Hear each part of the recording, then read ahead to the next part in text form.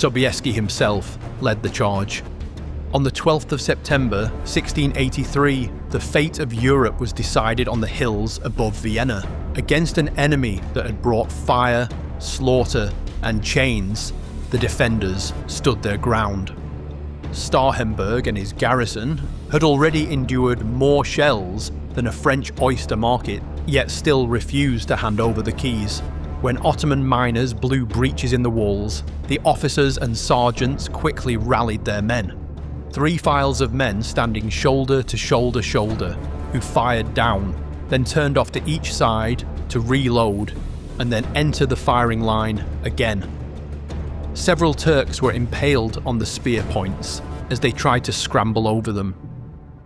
Inside the bastions, blood and brains were spattered across the defenders as cannonballs tore men apart, yet still they held. Then came the hammer blow. Sobieski himself led the charge. 18,000 horsemen charged down the hills, the largest cavalry charge in history. Jan III Sobieski led the charge at the head of 3,000 Polish heavy lancers, the famed winged hussars. The charge easily broke the lines of the Ottomans. 18,000 thundering Poles against a camp full of Ottomans, suddenly realising they'd forgotten to invent a plan B. The result? Pure comedy. The vast encampment that had terrorised Christendom for months dissolved faster than French courage in 1940. Sobieski's own words rang with triumph. Veni, vidi, Deus visit. I came, I saw, God conquered.